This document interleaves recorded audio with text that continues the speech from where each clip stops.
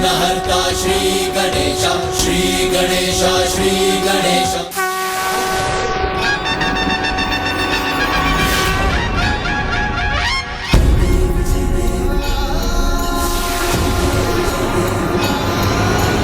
माँ, इस दीपक की लौ जहाँ संकेत करेगी मैं उसी दिशा में आगे बढ़ूंगा, किंतु कहीं मुझसे कोई भूल हो गई, मैं संकेत ना समझ सका और भटक गया तो?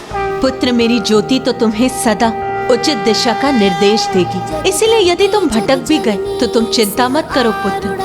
ये ज्योति तुम्हें पुनः उचित दिशा दिखाएगी और पुत्र, तुम्हें वहीं पहुंचकर वेद की देवी को भी ढूंढना होगा। धन्यवाद माँ।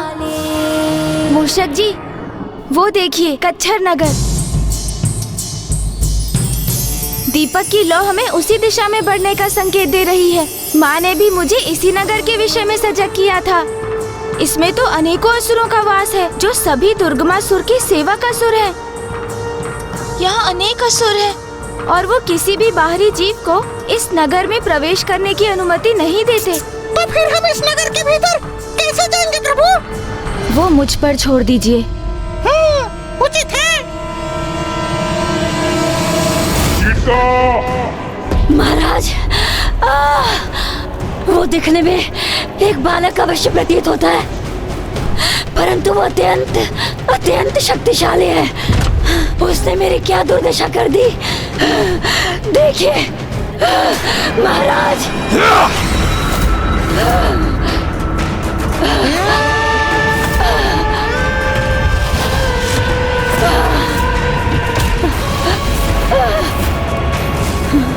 नहीं महाराज।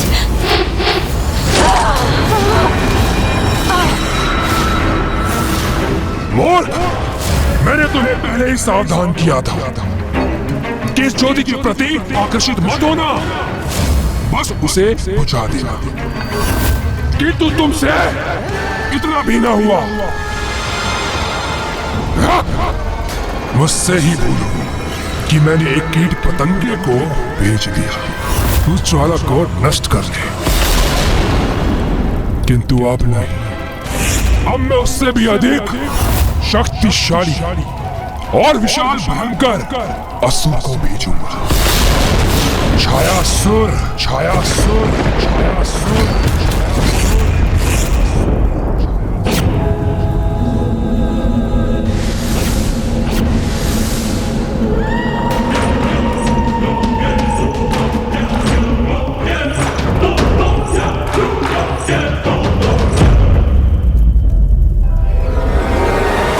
कहाँ रह गया ये छायासुर?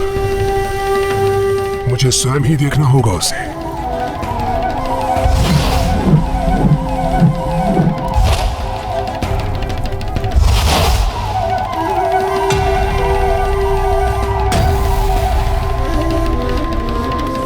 ये दर्पण साक्षी है मेरे भव्य व्यक्तित्व का।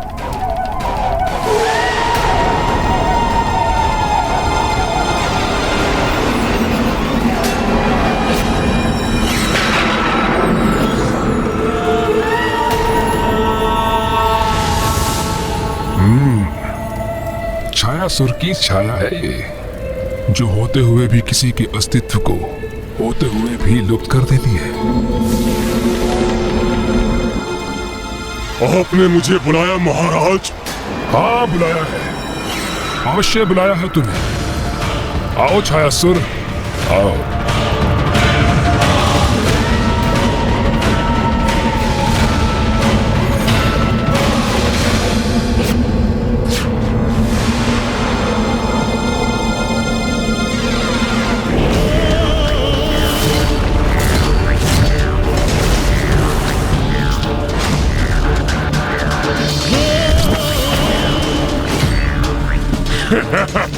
छायासुर आपकी सेवा में उपस्थित है महाराज। छायासुर मेरा एक महाशत्रु मेरे नगर की ओर एक दीपक के साथ बढ़ रहा है, तो जाओ और उस दीपक की ज्योति पर छा जाओ।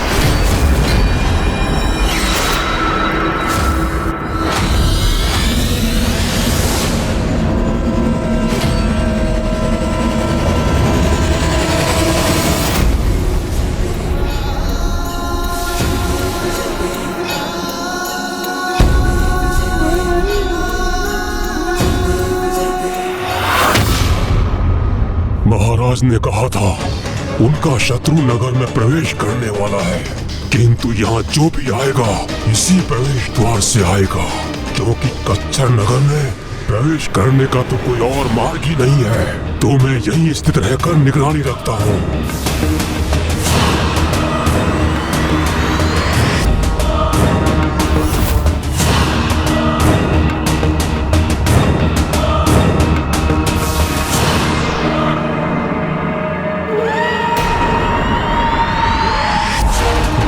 विचित्र विडंबना है ये, जिस प्रकाश का विस्तार तुम समस्त संसार में करना चाहते हो, उसी ने तुम्हें मेरे समक्ष लाकर तुम्हें संकट में डाल दिया है बालक।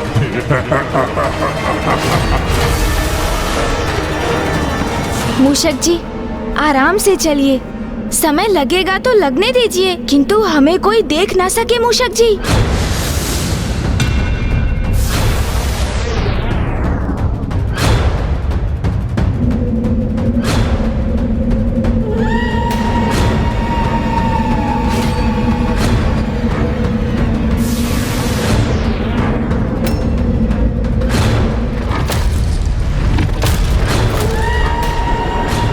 ये क्या? लो मंद कैसे पड़ रही है?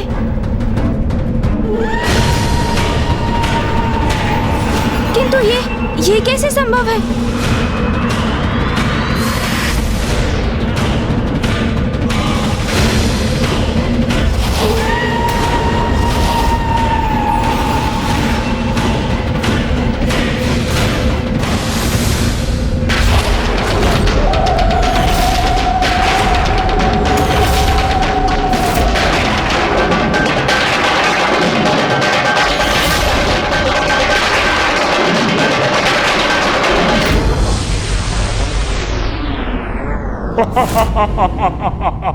ये कैसा अनर्थ हो गया? माता का दिया बुझ कैसे गया? ये अनर्थ कैसे होने दिया मैंने? प्रभु, अब क्या होगा प्रभु? सावधान रहना पुत्र, इस दीपक की लौ को कभी बुझने मत देना, क्योंकि यदि ये लौ बुझी तो सृष्टि मेरी शक्ति से वंचित हो जाएगी। माँ का दीपक बुझ गया मूषक जी। मुझ पर माँ को अटूट विश्वास था और मैं माँ के विश्वास का मान नहीं रख सका। मैं असफल हो गया मूषक जी। प्रभु के स्वर में इतनी निराशा तो प्रथम बार सुनी है मैंने, किंतु मैं उनका ढाढ़स कैसे बनाऊं अब? मेरे सामर्थ्य पर कितना विश्वास था माँ को, मेरी सफलता के प्रति कितनी आश्वस्त थी वो, किंतु मैंने माँ को निराश किया, देवताओं को निराश किया, मैंने वेद माता को निराश किया। माँ के दीपक को सुरक्षित नहीं रख सका मैं। मुझे क्षमा कर दीजिए माँ। बालक, छाया स्वरूप में छाया बनकर किसी पर भी छा जाता हूँ, और अब इस दीपक की लौ को ढककर मैं तुम्हें इसी भ्रम में रखूंगा कि तुम अपने उद्देश्य में असफल हो गए। अब मैं वेद माता को कैसे सुरक्षित करूँगा? तो क्या अब संसार वेद विहीन हो जाएगा? धर्म का ह्रास निरंतर होता रहेगा, सर्वत्र अराजकता का ही प्रभाव होगा और संसार की इस दुर्दशा का कारण मैं बनूंगा। वेद से रिक्त यहाँ से कैसे लौटूं मैं? कैसे किसी को अपना मुख दिखाऊंगा मैं? प्रभु, नीर, आशा, इसी में ही आशा का बीज छुपा होता है। बस आवश्यकता है स्वयं पर विश्वास की। आप प्रभु प्रथम पूज्य हैं, विघ्न हरता है, तो आप कैसे विघ्न से निराश हो सकते हैं भला? अपने निराश मन में आशा की लौ प्रज्वलित कीजिए प्रभु, तो संभव है आप पाएंगे कि दीपक की लौ अभी तक प्रज्वलित हो, किंतु वो मात्र थोड़ी मंद पड़ गई हो प्रभु। ये कैसे संभव है मूषक जी? मैं स्वयं अपने नेत्रों से इस दीपक को देख रहा हूँ और उसकी तनिक भी लौ मुझे दिखाई नहीं दे रही। कदाचित आपके नेत्रों को ही भुलावा हो रहा हो प्रभु। तो लीजिए मूषक जी, आप भी अपने नेत्रों से देख लीजिए।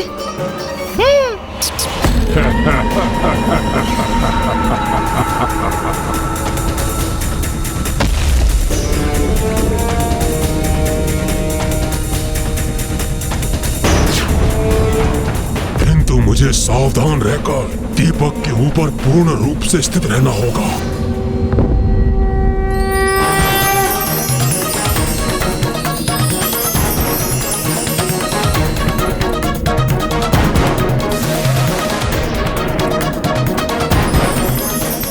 अरे नहीं नहीं, इसे ये लो नहीं दिखाई देनी चाहिए।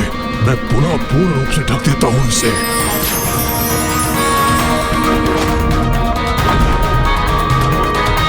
मेरी दृष्टि का भ्रम था ये, अथवा एक क्षण के लिए मुझे दीपक की लौ पुनः दिखाई दी थी। ये क्या हो रहा है मुझे? ये भ्रम एक असुरी माया का प्रभाव। तो मैं अभी जाकर गणेश को इस माया के प्रति सजग कर देता हूँ माता। रुको पुत्र, मुझे ज्ञात है कि तुम अपने अनुज गणेश की सहायता करने के इच्छुक हो, किंतु गणेश को आभास हो चुका है कि वहां कुछ अनुचित घट रहा है।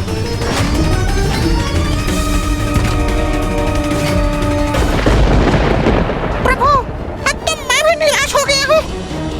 आप उचित कह रहे थे, लौ तो पूर्ण रूप से अदृश्य हो गई है प्रभु।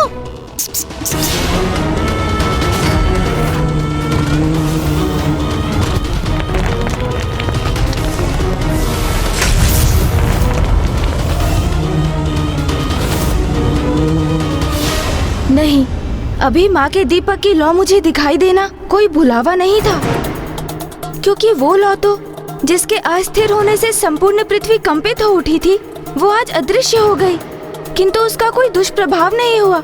ये कैसे संभव है? इसका तो अर्थ है कि कोई अपनी माया से लौ को ढक रहा है।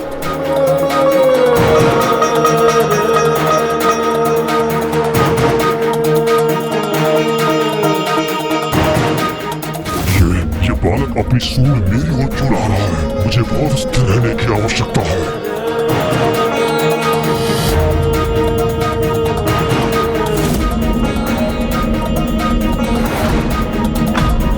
बड़ी विचित्र बात है, मुझे अब अपनी सूंड दिखाई नहीं दे रही है, किंतु माँ की लौ की उष्णता का आभास हो रहा है मुझे। अर्थात मेरा अनुमान उचित था। किसी आसुरी माया ने ही माँ की लौ को छिपाकर अदृश्य कर दिया है। तो अब उस आसुरी शक्ति को प्रकट कर उसे इस अपराध के लिए दंडित करना चाहिए मुझे। किंतु इससे पूर्व मैं कुछ लीला करने वाला हूँ। मूषक जी, प्रतीत होता है किसी अत्यंत बलशाली शक्ति ने बाधित किया है हमें। अब हमारा उससे पार पाना संभव नहीं।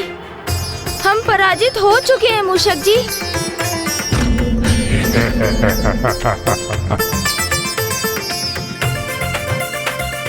उचित प्रतीत हुआ तुम्हें बालक। ये क्या हो गया प्रभु को? निराशा से उबर ही नहीं रहे प्रभु, मुझे ही उन्हें संभालना होगा।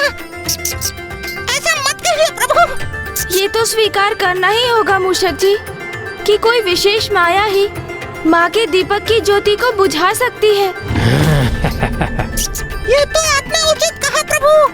अब तो जो हो गया सो हो गया मूषक जी, हम निरुपाय हो चुके हैं। हाँ प्रभु। तो फिर यहाँ रुकने से क्या लाभ? हमें यहीं से पीछे मुड़कर लौट जाना चाहिए मूषक जी। वाह वाह, ये बालक तो अब लौट रहा है, वो भी इस दीपक को यही छोड़कर। एक बार ये अपने इस मूषक के साथ लौट जाए तो मैं इस दीपक को महाराज तक ले जाऊंगा और स्वयं इसकी लौ को बुझाने का आनंद लेंगे। चलिए मूषक जी।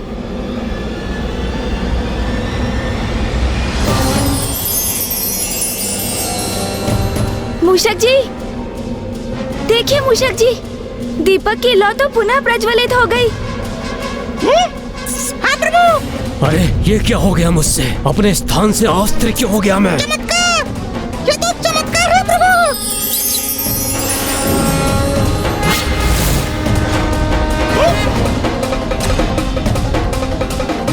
अरे ये क्या? ये लौ तो पुनः बुझ गई।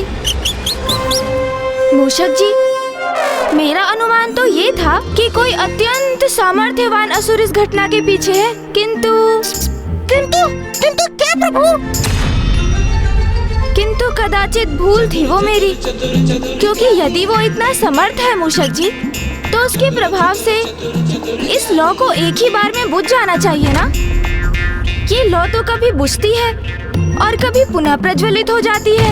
बालक, मेरी छायासुर की शक्ति पर संदेह करने का दुस्साहस मत करो तुम। सर्वथा उचित कहा आपने प्रभु। अब सब आपके और मेरे समान सामर्थ्यवान कहाँ हो सकते हैं प्रभु? नहीं मूषक जी, इस कार्य के लिए शक्ति ही नहीं, बुद्धि की भी आवश्यकता है। वो कैसे प्रभु? देखिए, यदि मैं एक असुर होता और मुझे इस दीपक की लौ को बुझाना होता, तो मैं एक अनूठे किंतु सरल और अचूक उपाय का ही प्रयोग करता। दीपक की लौ को प्रज्वलित रखने के लिए किसकी आवश्यकता होती है? घृत की। तो यदि उस दीपक की लौ को बुझाना ही है, तो उसके घृत को ही हटा दो। किंतु वो घृत कैसे हटाऊं मैं? अरे, ये ध्वनि कैसे थे? वाह असुर जी, बहुत उत्सुकता है ना आपको ये उपाय ज्ञात करने की, इसीलिए स्वयं को रोक ना सके आप। तो आपकी उत्सुकता ही अब आपके कंठ की फांस बनेगी।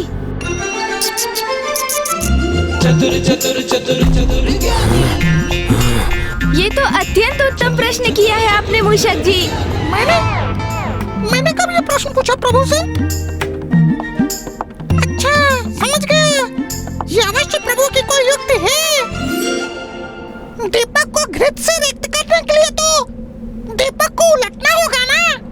अच्छा हुआ उन्हें मेरे बारे में ज्ञात नहीं हुआ। अरे हाँ, ये तो सर्वथा उचित है, किंतु मैं उसे आभास नहीं होने दूंगा कि मैं उसकी युक्ति समझ चुका हूँ। अच्छा हुआ उन्हें मेरे बारे में ज्ञात नहीं हुआ।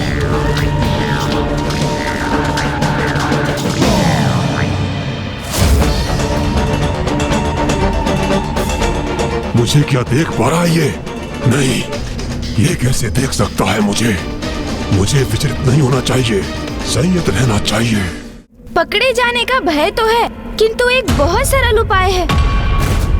दीपक के निचले भाग में छिद्र कर दो, तो घृत तो स्वयं ही बह जाएगा।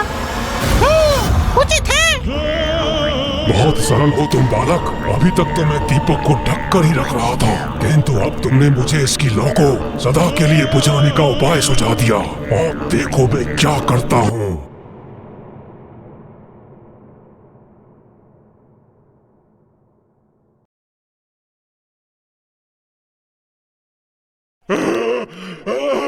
अरे मुक्त कर दो मुझे, जाने दो मुझे। क्यों मुक्त कर दो तुम्हें?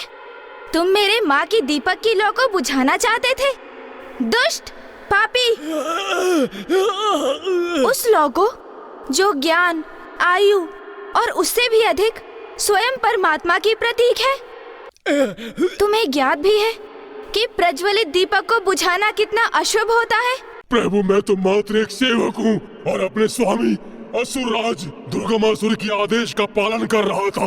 विवश था मैं प्रभु, मेरा विश्वास कीजिए प्रभु, मुझे मुक्त कर दीजिए, मुझे मुक्त कर दीजिए प्रभु, मुझे मुक्त कर दीजिए। मैं सदा आपका दास बनकर रहूंगा। मैं बुरा नहीं हूँ प्रभु, मैं बुरा नहीं हूँ प्रभु। स्वामी के आदेश का पालन करने की व्यवस्था थी मेरे प्रभु। तुम्हारा प्रयोजन अनुचित था, इसलिए जिस पावन दिए को तुम बुझाना चाहते थे, उसके तले मैंने तुम्हें दबाकर तुम्हें दंडित किया है। उचित किया प्रभु आपने, जो मुझे इस दिव्य दीपक से हथेली पर रखकर दबाया। आपने माता के दिव्य दीपक के स्पर्श से मुझे पाप मुक्त कर दिया और मेरे भीतर सद्बुद्धि जागृत हो गई प्रभु। किंतु प्रभु, मैं दुर्गमासुर के नगर नहीं लौट सकता। आप ही मुझे आप कोई उचित मार्ग सुझाइए। मैं कहाँ जाऊं, क्या करूं?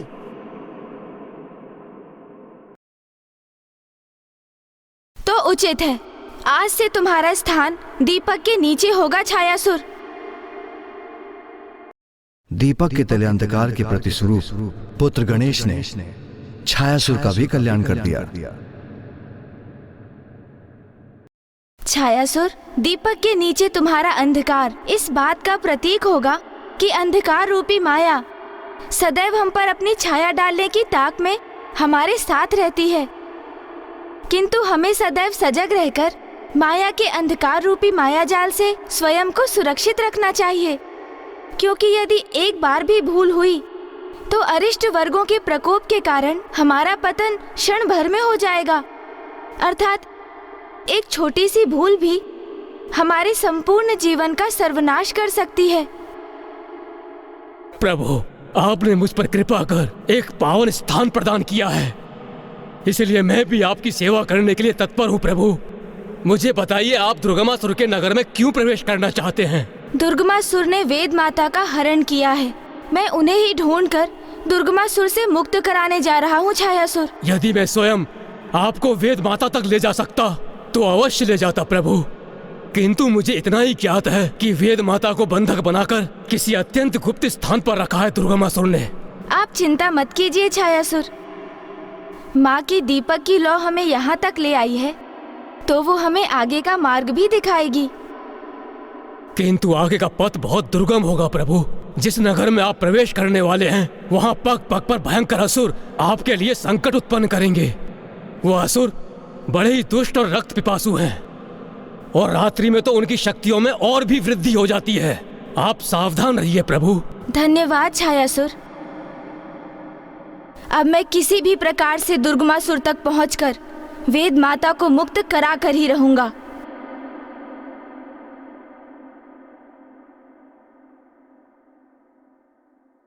अंधकार रूपी माया को दूर करने का एकमात्र माध्यम है मनुष्य का विवेक रूपी ज्ञान।